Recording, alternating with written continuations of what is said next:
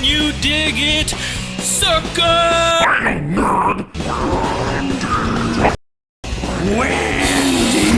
Typical Orton. Turns out I'm still quite sick, so I don't want to take anybody's time and effort and all that stuff. So let's just do a quick recap. I probably went a little too much last night on the Raw Loaf. So here we go. Show started off with Kofi. Xavier Woods coming out to introduce Big E. See, this I thought could have went a little more, and it did not. They brought out some fake Big E. They were like, "You got ashy knees, dude," and they sent him away. And then Big E came out. Eventually, later on in the show, Big E went ahead and got attacked by somebody. We learned a lesson from this later on, but it would have been great if Big E's ashes or knees were ashy. I know. Oh man, WWE, I'm still available. $69,000 a year. Oh, excuse me. The expenses included. Okay, so. Oh God, I'm sick. Okay. Big E came out. Big E was super happy. Big O came out. Big O was not happy. He was so unhappy. He didn't say a word, which is quite unlike Kevin Owens. And he was so unhappy that when his friend Sami Zayn came out, Kevin Owens left because he was so sad. Because Kofi and the New Day made him feel so bad. And it's like, be a star. I don't know what that was. But yeah, they bullied the bullies. I guess that's how you got to handle bullies, right? So Sammy, at one point, I thought he was going to start calling himself Sammy Two Mics because he was holding two mics because they're going everywhere with two everything ever since Becky became two belts. Then we had Ali versus Andrade in a match that, whoo boy, you want to talk about somebody that did not get a whole lot of offense in. Ali took a punishment in this match, and I was surprised. Usually the wrestlers, after they get their opponent almost counted out once, that's usually it. They don't usually mess around with that anymore after that. But Andrade, on the second time, went and took Ali, and he just whipped him. He whipped him over and threw him over into the timekeeper's area. I thought that was going to be it, Ali's back was hurting like crazy, but wasn't hurting like crazy enough because Ali got in there and he cinched in a small package on an unsuspecting Andrade and a super surprised Zelina Vega, and that was it. All he got is his points. The Rank Loaf is not going to know how to handle with all of these 24/7 title things going. Thank goodness R-Truth got away, but who knows? I think what I'm going to do for the Rank Loaf when it comes to this 24/7 title, you get it's so hard. I mean, what do? I think what I'm going to do is whoever, if you hold the championship for a week, you get 10 points or something. I don't know. I mean, technically, R-Truth fended off, he ended up fending off the B team and Jinder Mahal, who they both attacked him from behind, and he got away from them. Carmelo is a big help to him tonight. I don't know what the disguise was. I don't know why it took everybody so long to realize what was going on. But, as I was saying, I got that stuff in my throat that makes it hard to swallow. That would not make me good in some movies. So, it was Carmella taking on Mandy Rose and her best buddy in the world who carried her up the ladder. So, DeVille was there with her. They were having a match, and I don't know how it ended. A whole bunch of guys came running up R-Truth for the belt, and they just ended the match, I guess. And then Carmella jumped on R-Truth's back and took off. So I don't know. I was confused by this. I guess Carmella, now that I think about it, Carmella lost because she would have been counted out. I don't think any of those guys attacked Carmella or Mandy Rose. That's why I like this show. It helps me get my thoughts out there. It helps me get my life straightened. Bayley mentioned, thank goodness, that she is past the hugs. We'll see more serious Bayley. I was watching Bailey when she was over here in the Southwest wrestling under another ring name. And she was entertaining. She was way more entertaining as a wrestler with who she was down here, not with her running around giving hugs all the time. But we'll see how long that lasts, because there's that fan of hers down there in NXT, I guess. She, Bailey watched wrestling growing up. She's watching Bailey grow up wrestling, and now, you know, it's wrestling. That's why you can't stop watching wrestling. It's like last October, the Ronda Rousey thing kind of made me mad. I was like, who is this? Like, if I was doing the rank loaf at the time, I'd have been like, Ronda Rousey's nobody. How come she gets to have all this stuff? She's a nobody in the wrestling business. So I quit watching for a while, and then I started watching a few months ago, and I'm just like, oh, I was lost. And that's the thing that sucks. That's the thing that sucked when I was deployed a couple times to the Middle East. I couldn't watch wrestling. You know, the internet back then, oh my gosh, good luck getting a decent connection. And while you're unconnected, you want to talk to family and friends. So I lost a year there, or a couple years actually. It's hard, you know. It's not like today where there's like a million people like me that can tell you what happened and will type up everything that happened. But anyway, so Elias is out back waiting for Roman Reigns. That was interesting, wasn't it? Sammy came out to the ring. Then this is what I was talking about earlier. Big E was injured. He should have had his ashy knees. Kofi came back, was like, Xavier, stay with Big E. I got this. And every time he says it, I'm like, oh, Kofi, you have not always had this. But he's had it every single time since he won the championship. I got to change my mind and make my mind right. Oh, jeez. I'm sorry. All right. So, next up, we had Sami Zayn take on Kofi Kingston. They put on a show.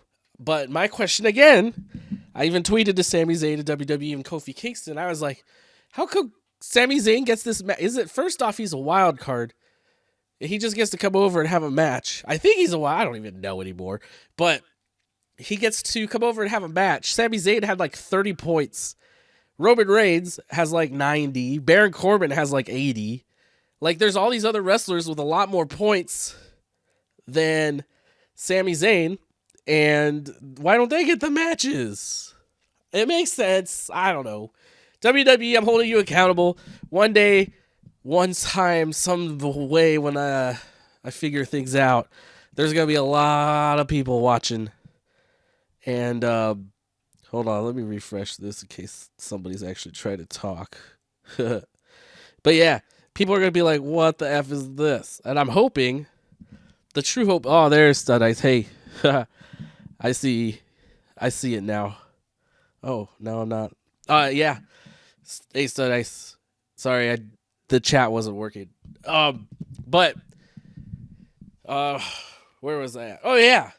I'm hoping this. I watched. So there's the thing I was complaining about how AEW can have a show and they have no reason to be fighting each other.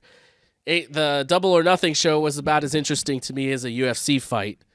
The UFC fight, people just go in there and fight, and that's it. Nothing special. So somebody on Twitter was like, hey, look at the road to All for Nothing, or Double or Nothing. Double or Nothing. I was like, oh, they actually have stuff. Oh, well, I guess that's cool. So I watched some of it, and I'm like, oh, okay, so I can see what's going on now. And it's good. It's good stuff. And the only thing that they need, yeah. Did you like that video? That video, I almost didn't make that girlfriend's video because I shot it, and I usually will shoot it on my camera and then take the SD card and put it in the computer, but my camera's already hooked up to the computer, so I just went ahead and just did it. And then whatever program I'm using right now to stream, it took that thing like 30 minutes to convert a minute and a half video. I was like, what the heck? But I thought it turned out really good. I thought it was funny. I went ahead and tweeted it and put it on Facebook and put it on Instagram, and nobody else thought it was hilarious. And nobody else sent it to their girlfriends. Yeah, so yeah, AEW has some good stuff going on. The only thing AEW really needs is a sound guy on the American Nightmare YouTube channel. Like, they really need a sound guy because the sound is not. I mean, it's not bad. They're obviously using like a shotgun mic or something, but they're not, they're not, it's not like great. Like, this is like production seems like it could be on par with the WWE, and hiring an audio guy to capture better on-set audio. I know they're not gonna loop it or do ADR. That'd be weird for wrestling. That would take that. No, that's not even feasible. But they could use the better on set, like capturing the audio live, and they aren't. And they hopefully in the future they do that. Well, they did it for a couple things, but a lot of the stuff they do, they don't try to make the audio better. And the audio, the audio, if it's bad. It does. It's not that it doesn't. I mean, it could sound a lot better. Like when they talk, you can hear that they're in a hallway. There's no padding. They're using the microphone that's on the camera. They're not miking anybody up. Ideally, what they should probably do is just get a boom mic in there and try to point the boom mic at whoever is talking, and that would make everything sound better. And then when they go to edit the videos, they can edit the sound, add post-production into the sound. It's not, I mean, I'm more into video myself, but the more video that I've done, the more I've had to learn how to work audio, because audio, especially when you shoot like testimonial stuff, audio's just as, if not more important than the video. So, but they just don't care. they really need to get their audio game stepped up. Anyways, okay, that was like a 5-minute detour. So yeah, this Kofi or Big E getting stomped in the back could have taught us a big lesson about controlling your emotions, because Kofi Kingston just automatically assumed it was Sammy. I mean, at least that's what his body language was telling me. I don't know if he actually thought that or not, because it could have been anybody. I mean, we didn't see who did it. There's some people with motive. It could have been Dolph. I mean, Dolph came out after Kofi won his match. Kofi, by the way, is just crushing the rank loaf right now. He hasn't lost a match since WrestleMania, and he's wrestled in like every Raw and Smackdown almost ever since then. He's gone over 200 points. First one to do so. So yeah, so Dolph came out and just killed Kofi Kingston. Killed him. Put the chair in his head, crushed his head like 3 times. Vicious. Now see, I started watching again, like right after the Hell in the Cell. I gotta watch the Hell. I've been wanting to watch it, I just haven't. But why did Kofi get Dolph Ziggler's spot? If you know, tell me. You don't have to, but I'll probably look it up or watch it. So yeah, he got out there and just basically killed him. He didn't kill him. I'm sorry if I misled you. You know that if he killed him, I probably wouldn't be talking here right now. I'd be watching the news like, oh my gosh, what did this happen? Really? So yeah. So before Dolph Ziggler came out, Paul Heyman came out and was like, ooh, are we going to cash it in? Are we going to cash it in on you, Kofi? And Dolph Ziggler came out and basically he beat up Kofi so bad they needed to put him on a stretcher. And then I'm thinking, well, cash it in now. Right? I mean, am I stupid? I mean, if you weren't going to cash it in then, you definitely are going to cash it in now. But Brock Lesnar has this huge history of just not being at wrestling shows. So he may not have even been there, and Paul Heyman was just playing those dirty mind games. So Roman Reigns appears. He's in the back. He's walking between 2 large trucks. What was pretty unexpected? Were you talking about Dolph? uh, so Elias is up on the truck, one of the trucks, and he sings a song to Roman Reigns. I was like, as if this guy's gonna serenade at a wrestling show. Then Lacey Evans and Charlotte are taking on Becky and Bayley.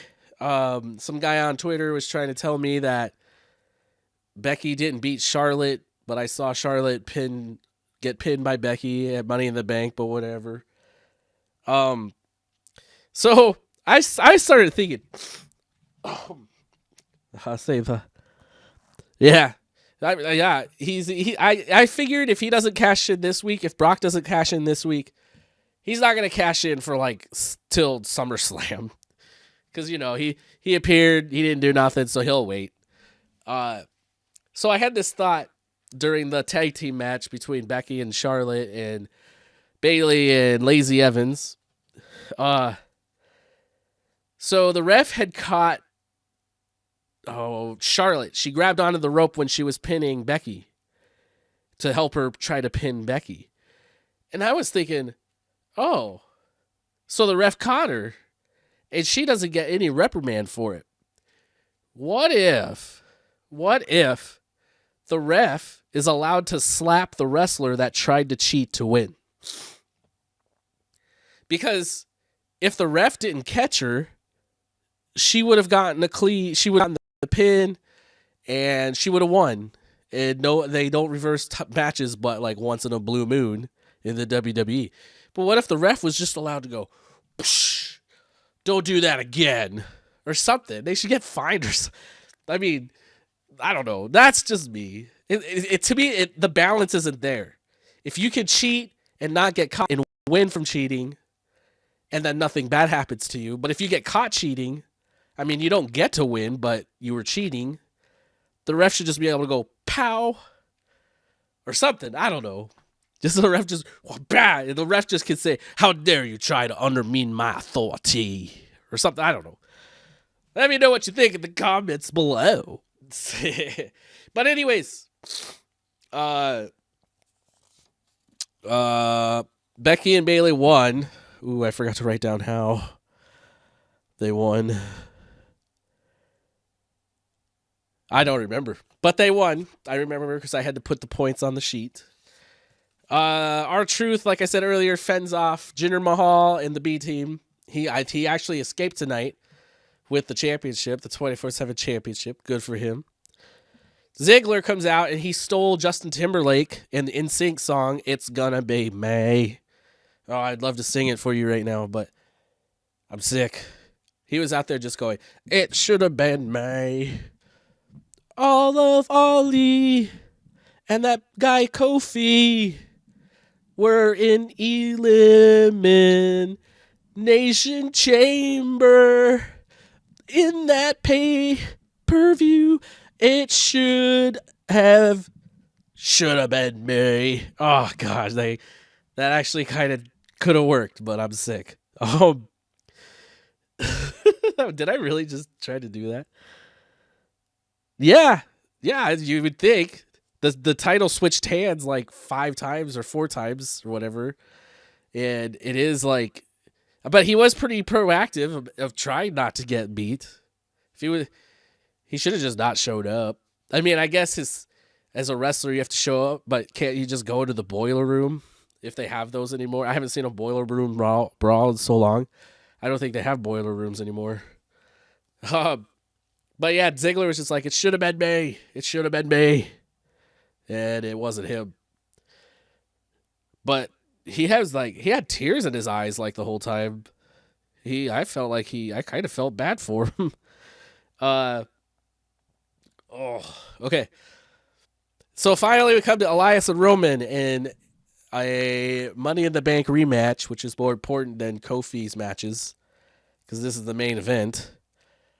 Elias is with Shane, and near the end of the match, Shane went, grabbed a guitar, put the guitar in the ring, went over, told the ref, hey, look at me. And the ref looked at him, and then Elias went and grabbed the guitar, and he was going to hit Roman Reigns with it. Oh, excuse me. But Roman Reigns speared him instead and pinned him for the 1-2-3. But it's like, this is one of those things where if the ref, like the ref turns around and sees a broken guitar in Elias's hands and Roman Reigns is down on the ground, like, shouldn't the ref just be like, okay, you hit him with a guitar? Ugh. Oh, I'm sick. Oh, jeez. But yeah, that was it for Smackdown Live tonight. Thanks, Stud Ice, for joining me as always. Sorry I've been sick. Hopefully next week I'll be a perfect bill of health. And so yeah, tomorrow Steel Cage video will be up on the Raw Loaf and how much I think I hate them. Should I make any more messages? That was kind of fun. I think what I'd like to do at the end of every broadcast is make a message video. Like you see all those celebrities doing those celebrity like videos, but I just want to make videos for like girlfriends and how dumb they are or something like that. Don't tell my girlfriend I said that. But throat hurts. Okay. But if you got an idea, Stud Ice, just go ahead and message me on Twitter. Like, you're still in school, right? Maybe I can make a message for your teachers. How dare you give out homework on Monday and Tuesday nights? Don't you know that's when wrestling is on? What do you even know about like life? You know, I went from kindergarten to 12th grade, and I've graduated high school with highest academic honors. I had a 3.804 GPA. I took the ASVAB for the military. I scored in the top like 89 percentile, at least in the Army. My line scores were super awesome.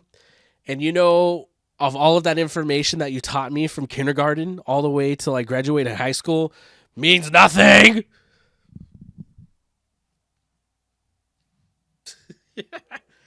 How do I get out of here? I got too many wires. See ya, Stud Ice. See ya, everybody. Oh, wait. Oh. Follow. Like. Subscribe.